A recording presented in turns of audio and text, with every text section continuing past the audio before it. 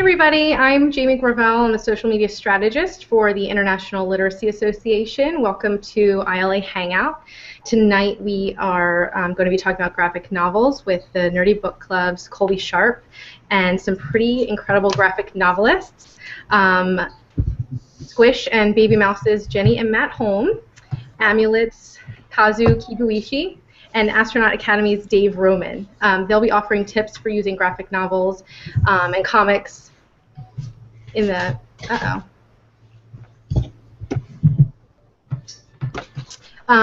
Before we get started, I'd like to remind you to tweet using ILA Hangout.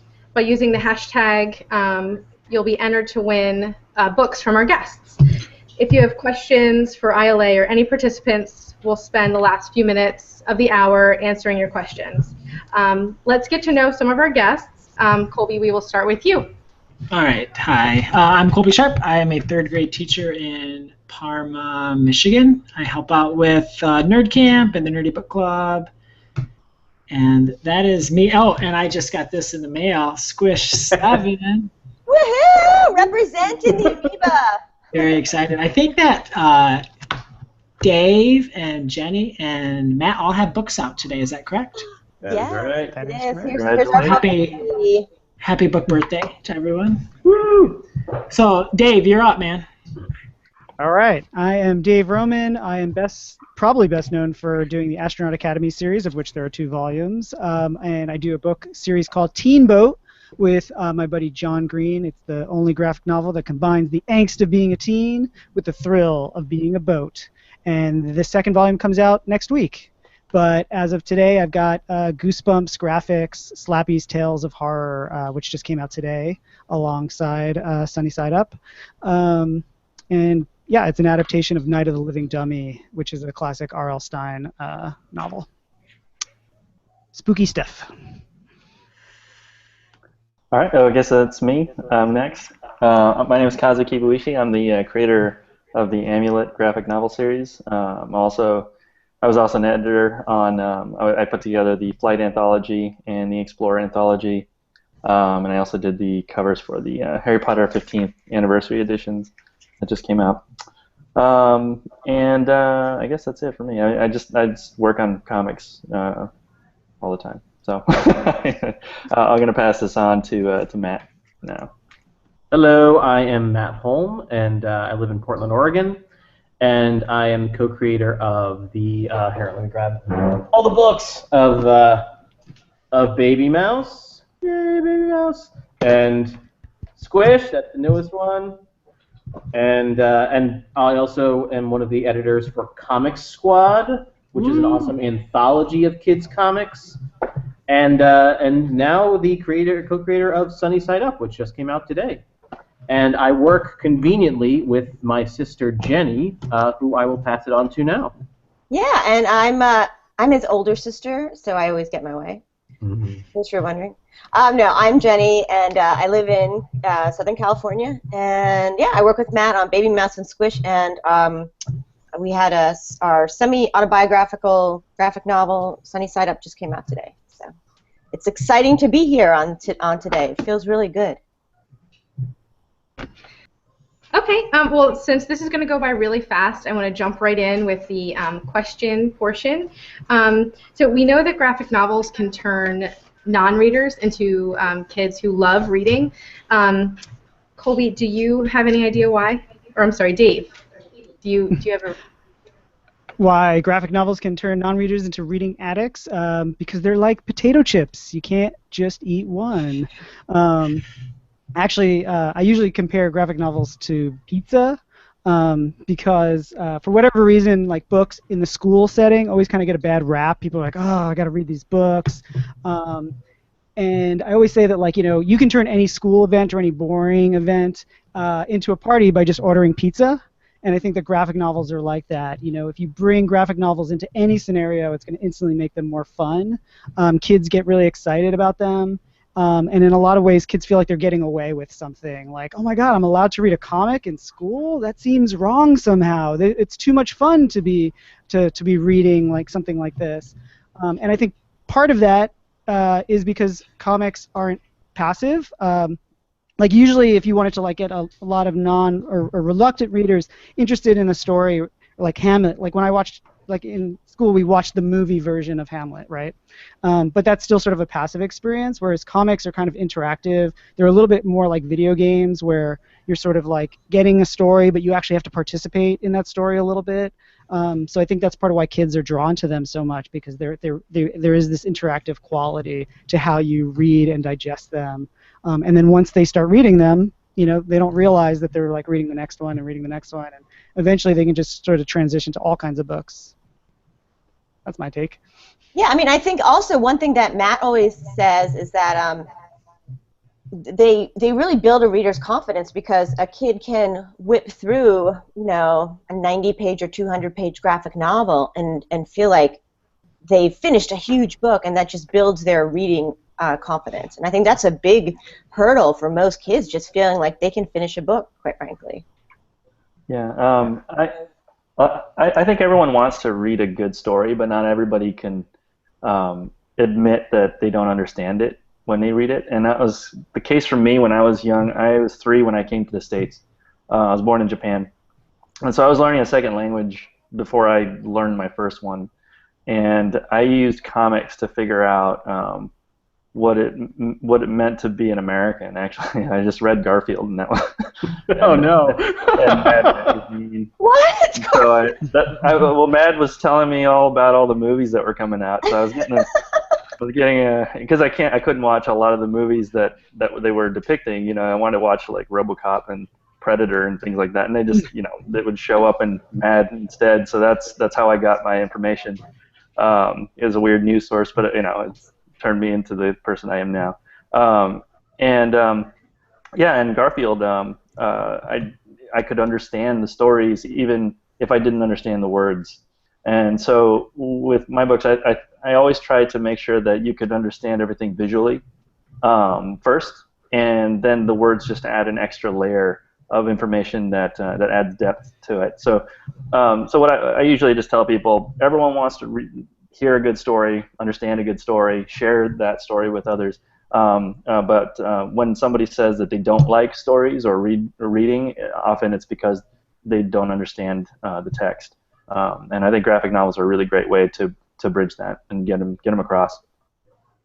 I think one of the big benefits of graphic novels is that because, like Jenny said, they go by so fast, they circulate at a high velocity in libraries and things among kids, and because, again, like Dave said, they have this sort of like quality of kids feel like they're getting away with something. But there's also this aspect of choice in that a lot of kids choose to read graphic novels, and having that power of choice over your books is just a huge benefit. And like, I know when I was growing up, I had access to all of my older brothers and sisters' books. I was the youngest one, and you know, deciding which one to read was always tough. But we had all these awesome comics, so just getting the idea of choosing which comic I wanted to read and choosing that as the book to read, you know, it makes you feel like, oh, I'm in charge of my reading. Reading isn't this thing that's a sign from above. It's something I want to do. It's something I want to keep doing, you know. So having that choice and something visual that you can immediately tell, like, oh, that's cool, I want to pick that, you know. So comics, they all sort of feed in together into that. It's my turn. Yeah, go for it. Jenny going out of turn. It's hard to tell. All right, so I just got back from the grocery store, and while I was there, I ran into a student, and she well, actually, I just bought Sunny Side Up by Jenni and Matt Holm, and I ran into this student, and she was with her dad and her brother, and I checked out, and I said, I have this book that you have to read. And she looked at me like, I have 2 weeks of summer left. I'm not going to read anything. So I handed her Sunny Side Up, and I go, I need you to read this book, and then you just keep it. You're going to 6th grade, just pass it around the middle school. And she did one of those things where she just kind of flipped through it, and she's like, oh, yeah, I can do that. So I think, number one, they're not threatening to a lot of kids. For a lot of kids, I agree with everything you guys said. A lot of kids who don't think of themselves as readers, it might be because they haven't had good experiences with reading and that they can't read and that it's just really, really hard. And so when you get to be third, fourth, and fifth graders and reading is really, really hard, the books that you can read, they don't look anything like the books that your classmates can read. So that's really hard when a student in your class is reading like a 300-page novel, and the book that you can read is like a 24-page early reader. And I think, in addition to what was said, I think that sometimes that graphic novels can let them feel like they're part of the reading community in the classroom. Great. So a lot of teachers are already in the classroom, and in the next couple weeks, a lot of teachers will be heading back. Do you have tips for how to use graphic novels and comics as an icebreaker, or how you can build a classroom community using these books? Well, one of the things, like I was saying before, graphic novels, they do read fast. And so you can circulate one graphic novel through your whole classroom very quickly. So, getting a whole classroom read along could take a long time or require 30 books. But with a graphic novel, you could probably have every kid read through it within a week or so. So it would be a good way to get a shared story experience that they could all take part in. But if you want something more participatory, you could also you could have them create a story and participate in collaborating on comics themselves.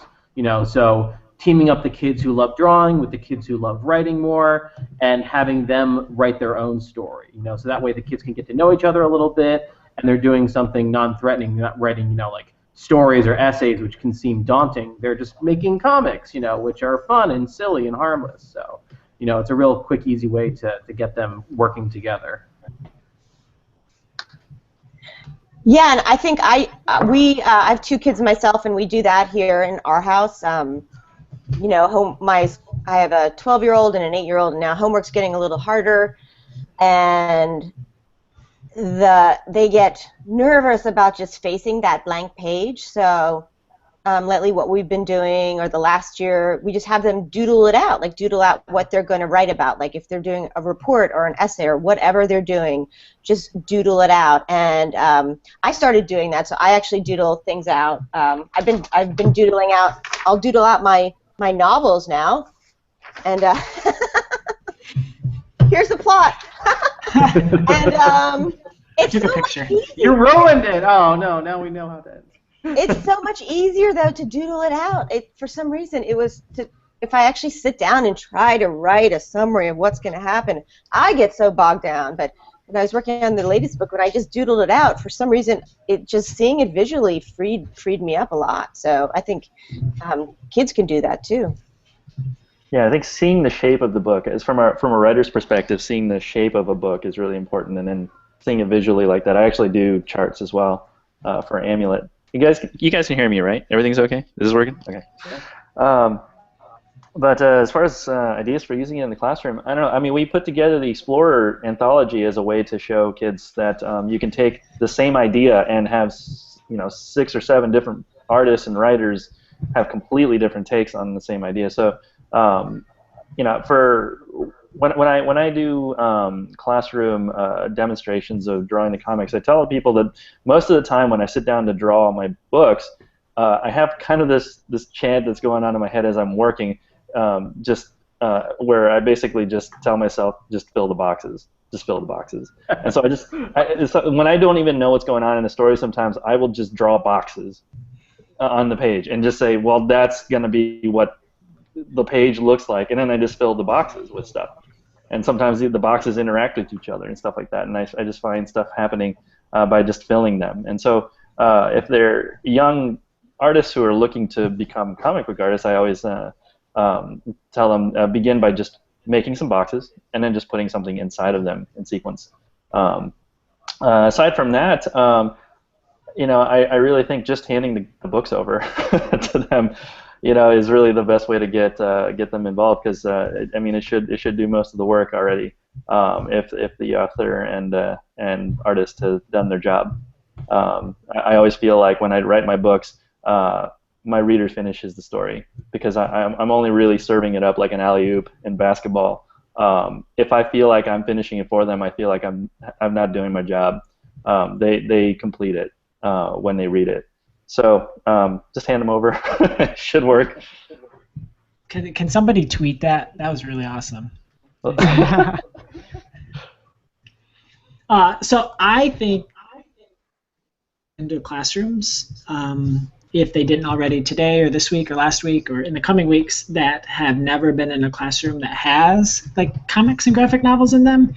And for the kids that I've noticed a lot, that I mean, we have a whole like 6-foot bookshelf dedicated to graphic novels, and it is away from everything else in the classroom because of the traffic that it brings. So as you're building that classroom community, just put a bunch of graphic novels in the classroom and get out of the way, far out of the way, because that's a crazy spot. Be safe. Stay away. Building off what Colby and Kazu just said, like, and having a diverse selection of titles, I think, is key too, because I think sometimes people mistakenly, read like one graphic novel or two and think that they kind of understand, like, oh, this is the graphic novel genre, which they're not. It's a format, and there's a lot of different types of graphic novels out there, and having different types of graphic novels for different types of kids is going to be really important, because what works for one kid might not work for another. And as far as an icebreaker goes, building off what Matt said, as far as having them make comics, I actually like when people who don't consider themselves artists or think that they can't draw are challenged to draw a comic. And you just using stick figures, just using basic shapes, just to sort of get them into the process of telling a story visually. My friend Jersey Droz is always saying how the best way to make people sort of understand something is to sort of force them in a way to try to play with the process. Like if you play around with a musical instrument, it's going to make you respect and understand music that much more. So I think even if you draw a really simple one-page comic with stick figures in front of your class, like even the teacher should do it. It'll help everybody sort of get on the same page about comics, which I think is really good. Okay, that would actually terrify me, drawing in front of a classroom. My stick figures are pretty awful. We're 19 minutes hangout, and we haven't gotten any questions on Twitter yet, so I just want to remind our viewers that we are taking questions, and I'm sure you have lots of questions or even comments or anything that you would like us to talk about in the last section of our hangout. But I will move on to our next question. So, we know that it's important to show diversity in our classrooms, and it helps kids learn how to love reading. Is there a way that graphic novels can do that?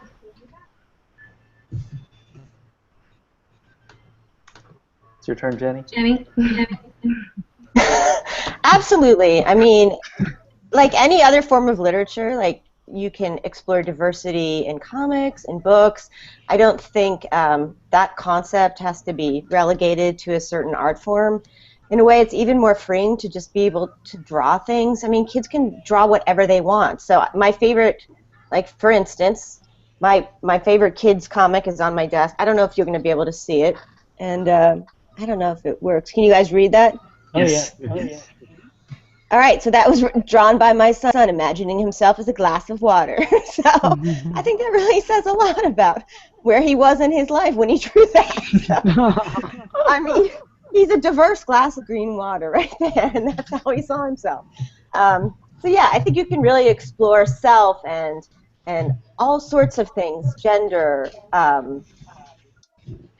any aspect of the human experience you can explore in graphic novels, really. I think diversity is something that is really important right now with comics and graphic novels, and we're really seeing sort of a renaissance and an important time as far as that goes, because for a long time we were fighting against a perception that comic books meant superheroes, and really people knew what to expect, guys fighting with capes, and I think that kind of did a lot of damage to how people see the format of comics and graphic novels. But now there's so much change happening in books like Baby Mouse and Smile and El Defo and Roller Girl. Like, just those books alone have brought in, you know, all these new young girls who are reading these books, and they're going to grow up and want to draw their own comics too, and that's going to, you know, create a whole next awesome generation. And as more different voices come into the mix and different perspectives, the graphic novel industry is really going to benefit from that, and we're going to see more titles that reflect more experiences,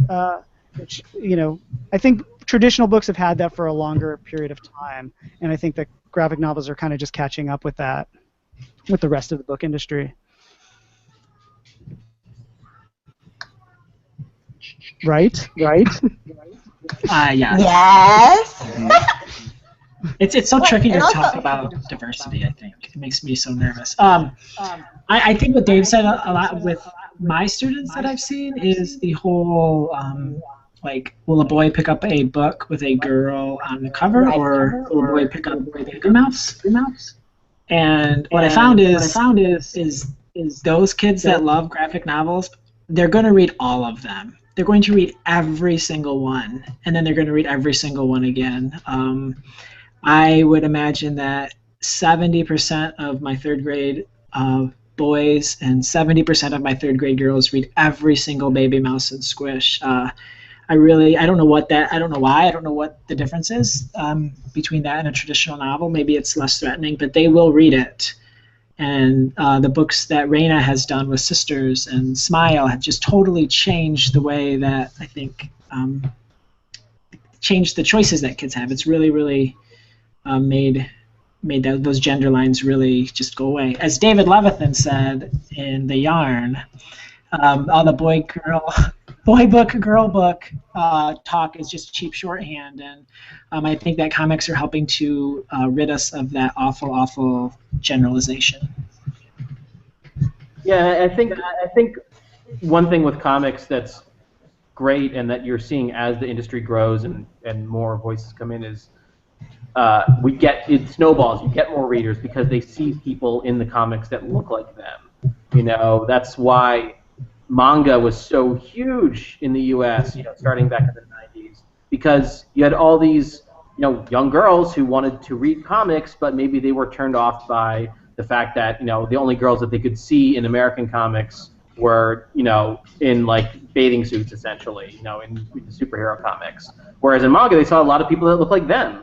You know, they were just girls going to school, or girls being superheroes, you know, with giant swords and axes and things. But, you know, they looked like something that they thought of themselves as.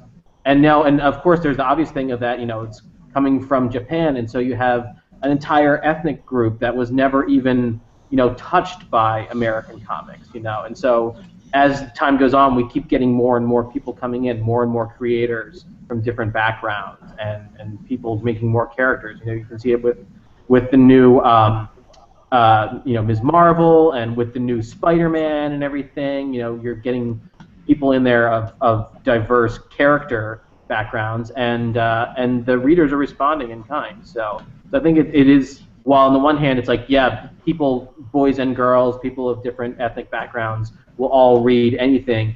It does help to have something that looks like you when you pick up a book and look at it, so you can immediately say, oh, this is for me, and you know, reading this sort of thing is okay for me. You know. So you're saying you look like an amoeba? Well, I didn't want to be the one to say it, you know, but that book had to be made. Yeah, I think it's important to obviously have diverse characters, but also just to have creators who are diverse, you know. And I think and I make it a point to.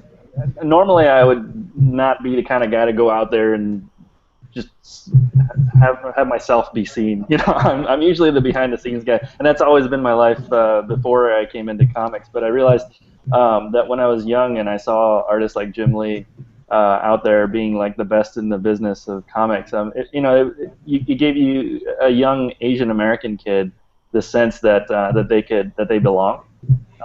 And so I figure if I just show my face out there, you know, I get up in front of the school and I show them, look, I'm doing okay, and you know, and I had a funny name that everyone knows as a kid. I think that does a lot, and so with my books, I try not to push the diversity element too much because I don't want it to be that much of an issue, because I want everybody to enjoy it all the same and never feel guilty or feel like they're being excluded in any way. So hopefully people don't even think about the skin colors or what races they are when they read my books. Though I've been making it a point to make sure that there is more diverse representation throughout the books. And when I do my next series, it's going to be actually a big part of it. So, yeah, I think just getting voices out there, getting diverse voices out there is really important. That's where I would put the emphasis. So you're saying that you have a new series coming out? That's what I was wondering. Yeah. Well, it's not coming out yet, but I've been working on this thing for almost 10 years now, just developing it. And I'll be done when I'm done on book 9.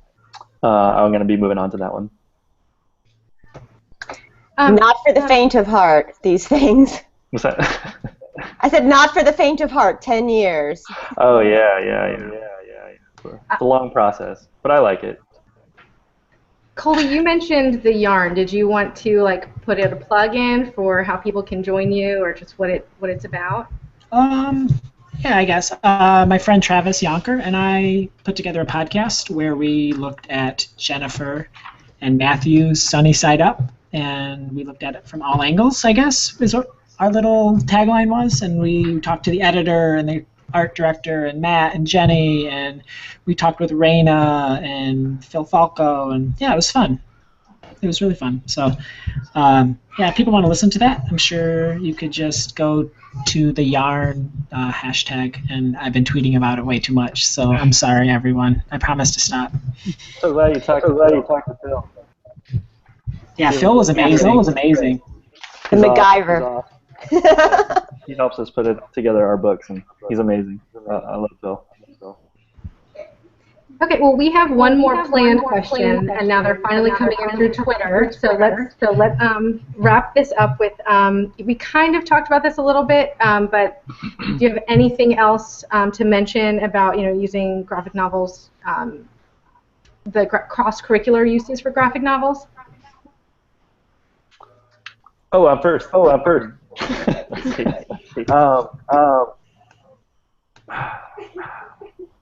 Well, what probably inspired me more than anything to make graphic novels were regular novels.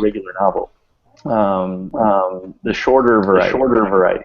Books like The Old Man and the Sea, Cannery Row, The Time Machine, I Am Legend, Rats. These books read like comics because they were so vivid. They were relatively short, and so I always, if people are into reading graphic novels, I would encourage them to move into classic literature, because there's plenty of examples of graphic novel-like books. Books like Wizard from Earthsea, Ursula K. Le Guin. I feel that that's very much like a graphic novel to me, and so it's. If you're using graphic novels as a stepping stone, those would be the books that I would suggest they take the next step into. Harry Potter, of course. But I don't know if I answered that question correctly, because I don't know if maybe comics are also considered English literature, so it's not cross-curricular. But I mean, I think I can jump in, and you can kind of do like a simul study, have the class read Romeo and Juliet, the play, or go and see the play, or watch the movie, and have them read the Gareth Hines Romeo and Juliet graphic novel. And you can see the same story interpreted by different artists, and that's a very exciting way to get kids talking about. In a way, comic creators are directors. Their vision is on the page, though it's not out front. So that could be a fun exercise in your classroom. Oh, the book Feynman is actually a perfect example of using a graphic novel to teach a different subject, because that crosses over into math and science really well. You read about the history of Richard Feynman. So there's a lot of historical knowledge that is very easy to access through comics and easy to remember. Yeah, graphic novels actually handle nonfiction particularly well because you're combining pictures and words, and it's this really way of boiling everything down to its essence that kind of gets there's this immediacy factor that just allows kids to sort of process things fast, and and in addition to nonfiction graphic novels, there's or I guess when there's some ones that sort of like blur the edges, like Nathan Hale's series. The Nathan Hale's Hazardous Tales does this amazing job of conveying tons of real life facts and history, but does it in a really fun way that sort of mixes fun characters into the work. So you don't even necessarily realize you're learning stuff because you're just being entertained as you're reading it. And then another book like that is Secret Science Alliance by Eleanor Davis. You can definitely use that as a jumping off point. To talk about science and talk about projects. The How Toons books kind of do that as well. So yeah, there's lots of books about all different types of subjects that you can kind of bring to different. It doesn't have to just be English or literacy. It can be history or science or math or pretty much anything. I think these days, if not already, there'll be a book soon enough that addresses every topic. Have you guys seen that Human Body Theater book that's coming out? Yeah, Maris Wicks. Oh my gosh, that's amazing. Like my son just for 4 days devoured and devoured and devoured. And it definitely led to some interesting conversations because he talks about everything. That book talks about everything, like everything. So that was fun, but it's an amazing book. Sorry. I wanted to talk.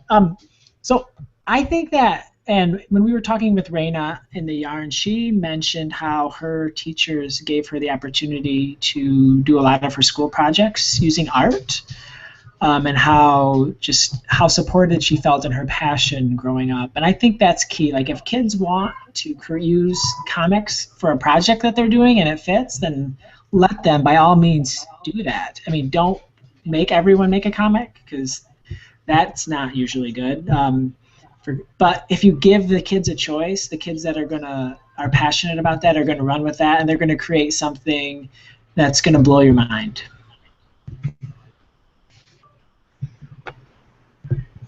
Well, as far as, just to add, it's hard to talk about comics and education and not mention Scott McCloud, because I read Understanding Comics, and that changed my life. When I read that, I realized that comics can be a tool that affects pretty much any industry, any field, any line of thought. I mean, it really is like a Swiss Army knife for helping to communicate and solve problems and with design and illustration and the combination of design, illustration, and text.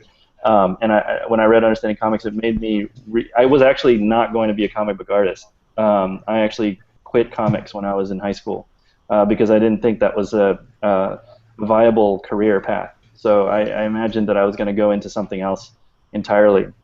I read Understanding Comics, and then I began to see that comics can be used to help people everywhere. And when I saw that and how it aligned with what Osamu Tezuka did in Japan with his comics, I realized that there was a kind of a greater social purpose to making comics that I can use to fuel the work, even in times when I'm not doing well career-wise. Because that was my biggest concern, is that I didn't want to do something just because I wanted to make money doing it, because that wasn't the reason I would do comics, you know. But I wanted to also know that I wasn't doing it just for fun, because sometimes it isn't fun. It's a lot of work. Actually, most of the time it's not fun, you guys. It can be really painful. But you know, if you got a vision and you can see farther out ahead down the road or up the mountain, and you know you're doing it for something a little bit bigger than what's in front of you, it makes the journey a lot easier. And when I read Understanding Comics and I read Tezuka's work, it completely changed my life. And then I stopped working on trying to be a filmmaker, which was what I was doing at the time. And then I refocused on considering being a comic artist. And when I saw that there was a need for it, especially after the absence of Bone, after Jeff Smith had completed the series, I felt it was a good time to jump in.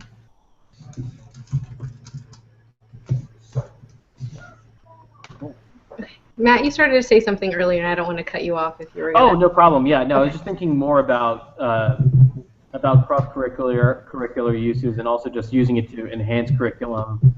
And in addition to like taking obviously the sorts of graphic novels that we all produce and using them in the classroom, it's also I always want to make the kids participate as much as possible, because whenever they're not being passive, they're always sort of more excited and getting more out of it.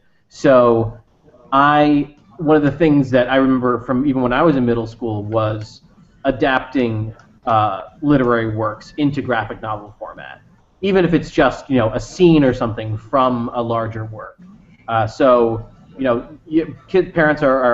Teachers are always concerned, like, does the student actually know what they're reading? Can they demonstrate true reading comprehension?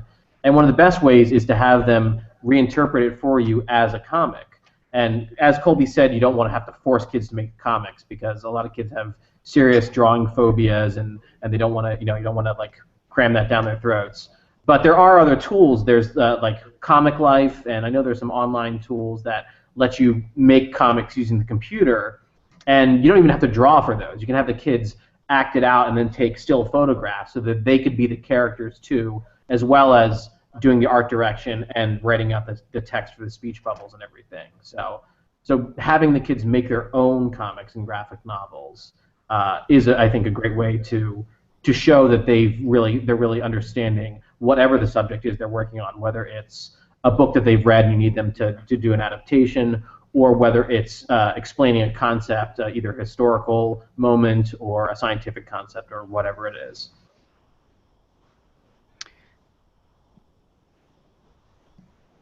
Yeah, one of the interesting things about when kids make comics and you sort of see that they're actually, like you said, that they are understanding the story, is when they'll do sort of a disconnect between like what they're drawing versus what they're saying. Like they'll sort of make jokes and take the story and put like extra little bits of humor into it that maybe wasn't necessarily in the book, but as they're drawing it, they're sort of adding to it.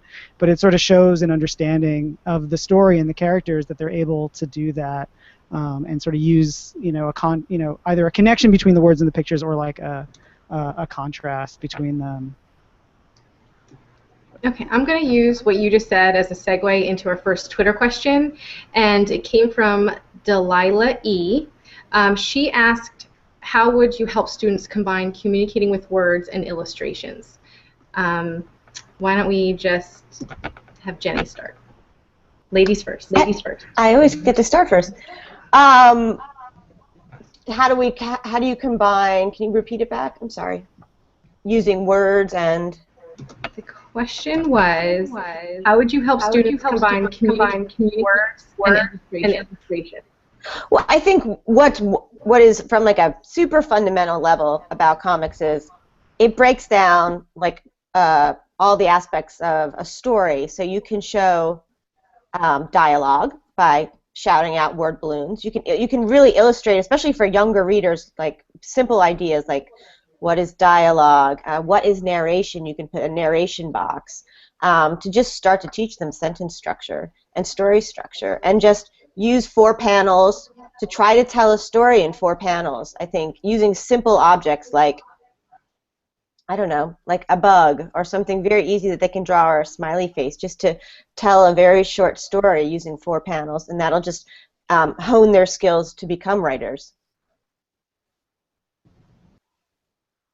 Yeah, and we, a lot of, even though it's always fun for kids to just sort of dive in and just start drawing a comic without understanding where it's going to go necessarily, I always emphasize whenever we're doing our talks at schools about how much preliminary work there is before we make one of our graphic novels. There's a lot of planning you do in terms of figuring out what the story is, and then spelling out exactly what's happening in each cartoon panel. So an easy way would be for kids to make a storyboard, which is how Jenny writes out our books. So she sets up a grid, and do you have any there by chance, Jenny? double checking. But anyway, she sets up a grid, and in each column we'll have a single moment in the story, a panel, or maybe it's going to end up being a couple panels, but it's a little moment in time. And then going across in each of the rows, you put in a different element from the comic. So either in the top we'll have what the narrator says, in the next row we'll have what the dialogue is, another row we'll have a description of the action and what the characters are doing. So you're really, again, making them break down what's going to be in that scene. And that makes it a lot less intimidating in terms of filling up something blank if you're taking out piece by piece and thinking sort of systematically about what's going to go in there. It helps you. You can figure out how to tell the story, and you can do it without being so intimidated by where is this going and what do I have to do with everything. Now I'm making Jenny turn over her whole office. Yeah, I always encourage everyone to mess up a lot.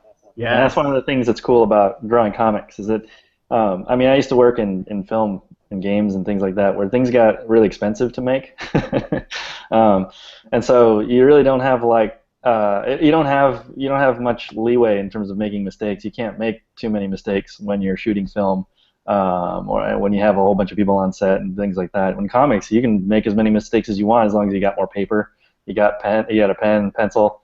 And you got the arm strength to keep going, and you got the time, right? And so one of the things that I always tell people is that I really don't know how to make a good book, like right out of the gate, but I know it when I see it.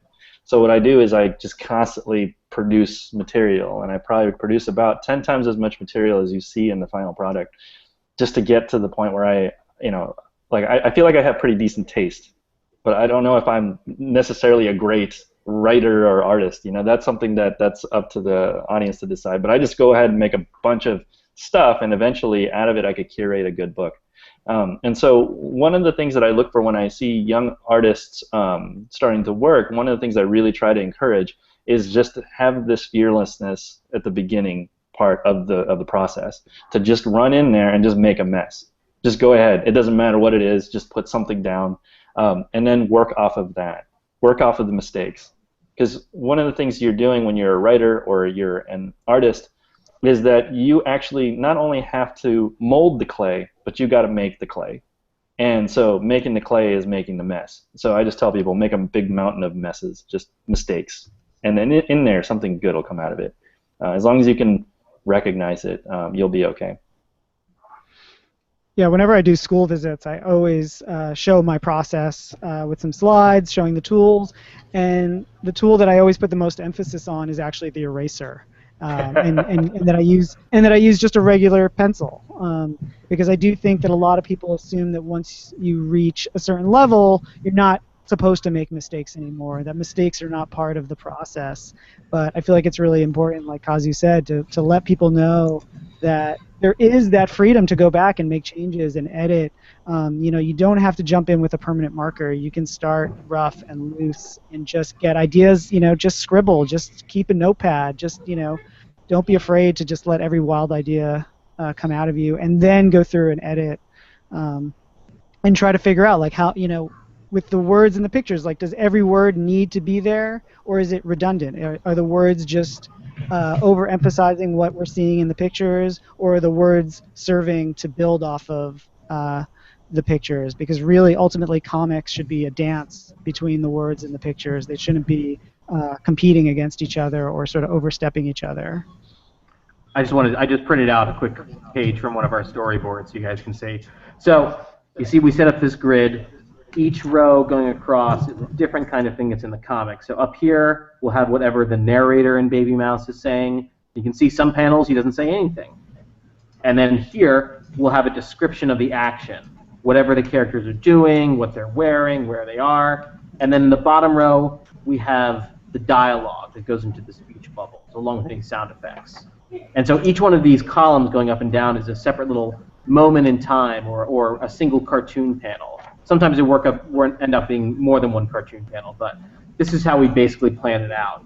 And again, it's a way to break it down that it's not too intimidating, and you can think of it, again, think of all the different parts of your story that you're putting together, because yeah, it does always feel like as we're drawing and writing these comics, it's a lot of assembly. It doesn't feel like it's a finished thing. It's not like a a painting you're drawing even. It's just all these little parts that you have to fit together and make work.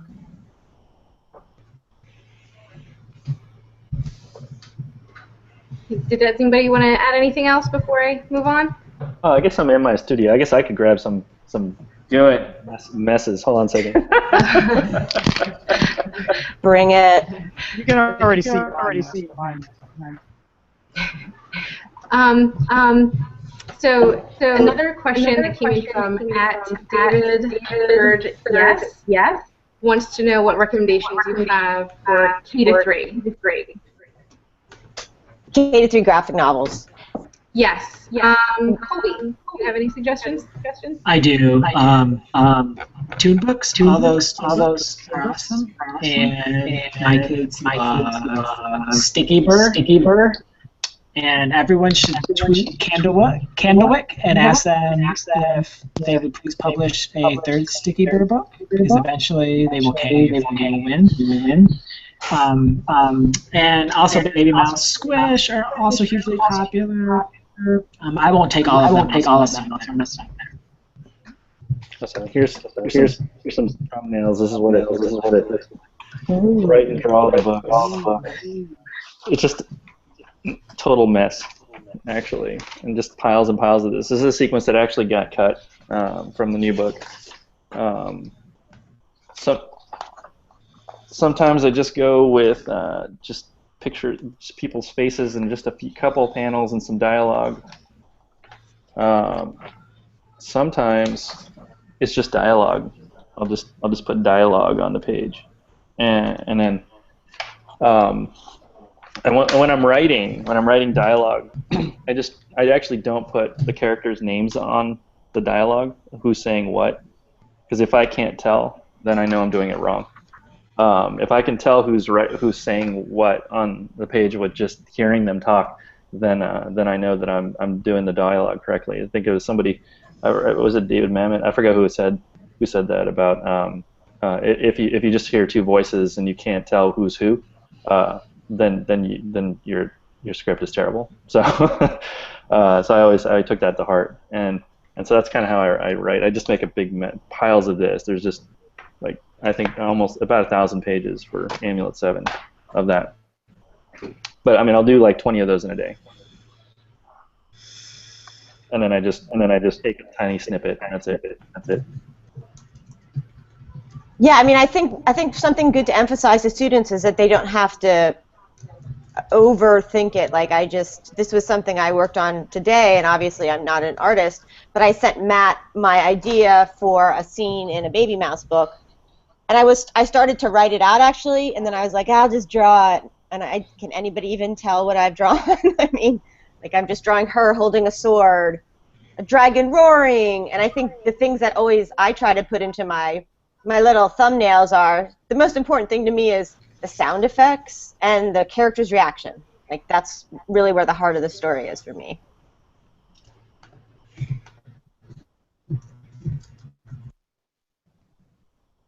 Yeah, one of the things I often like to emphasize is to not work so hard for approval.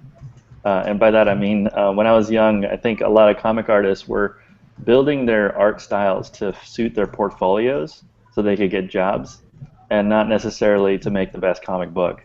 And I try to encourage young artists to just make the process messy and like code in a way, in some sense, because you're working for the final product, and not worry so much about getting approval. I think it's still a lesson I think a lot of older artists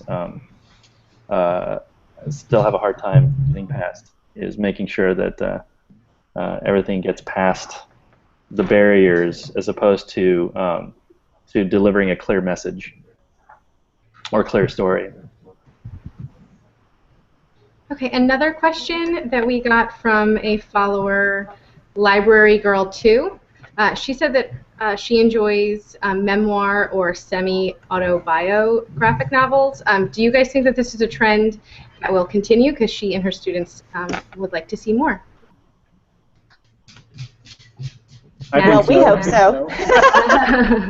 Yeah, no, I think so, and and I think it's not just something that'll continue. I think it's something that sort of launched the modern graphic novel phenomenon in terms of Mouse being the most like obvious major graphic novel that really crossed over a lot of readership into people who had never read a graphic novel before, and then followed up by like Persepolis and Fun Home, and so these were more serious, more adult ones. But now we're getting into the kids, and obviously all of us grew up reading a lot of those books, and we're looking to make our own stories and tell them in the same way. So I think as long as people have interesting personal lives that they want to talk about, or things that you have to get off their chest, I think you're definitely going to see autobio or semi-autobio stories coming out there in graphic novel format. So I think that's probably even more secure than a lot of the other types of graphic novels. Maybe we'll see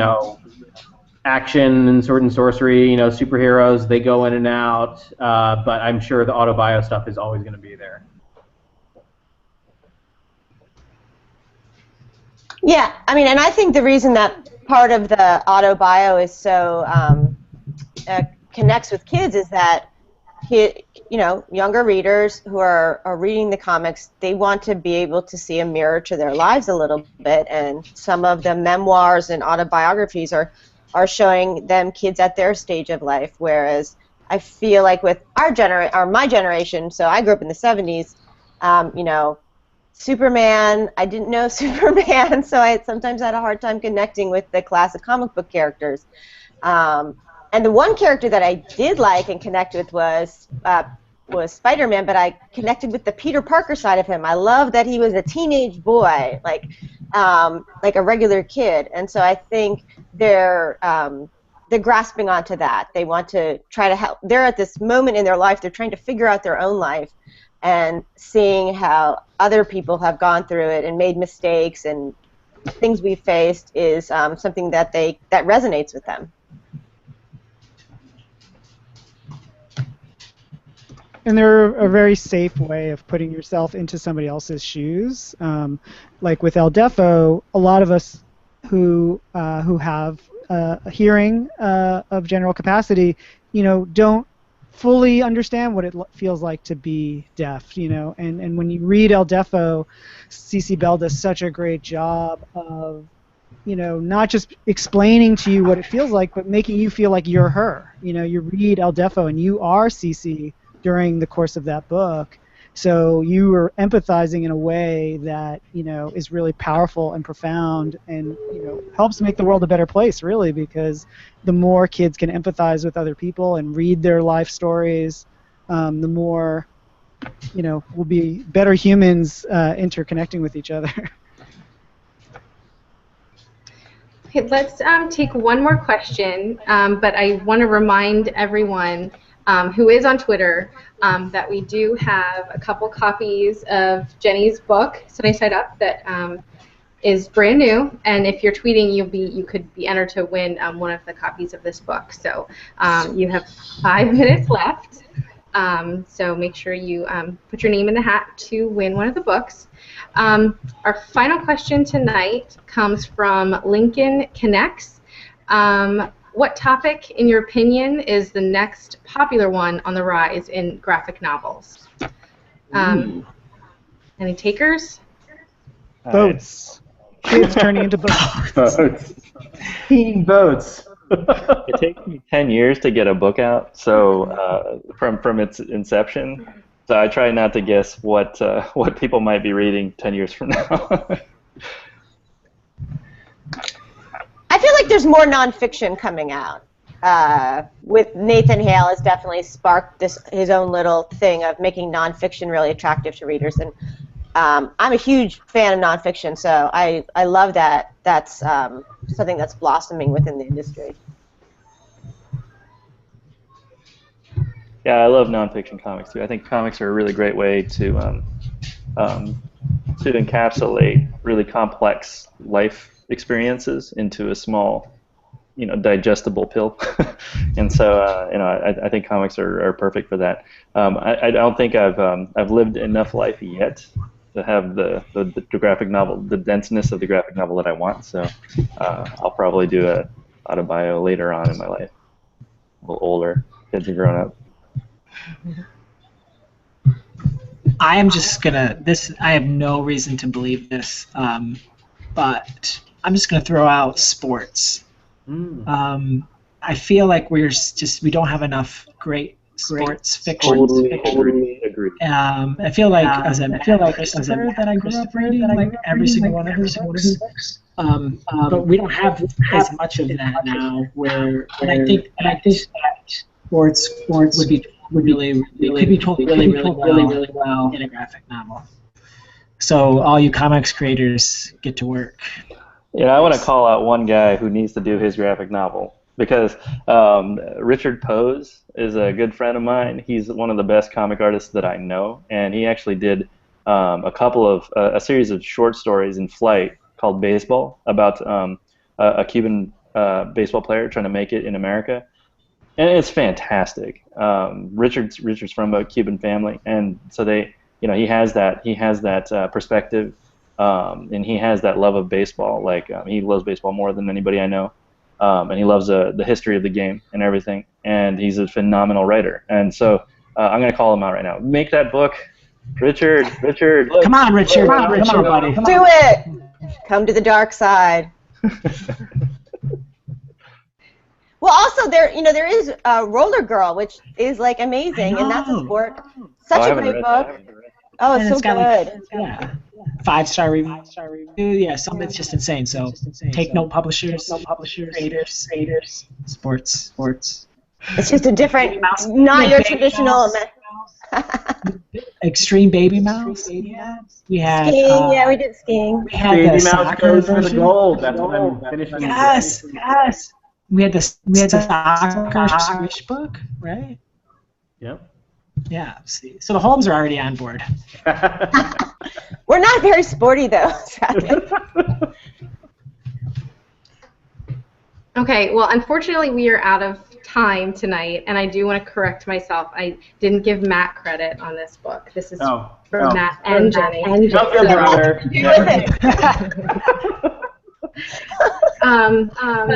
Since we're out of time, everybody who was watching us on YouTube and tweeting along with us, the winner of Matt and Jenni's book will be announced following this hangout. So stay tuned. You'll get a message from us if you have won.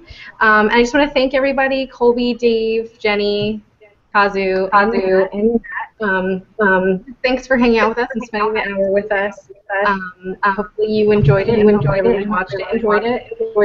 The next ILA hangout will be October 27th at 8 p.m. and we will be talking about the need for diverse books. So we will see you there.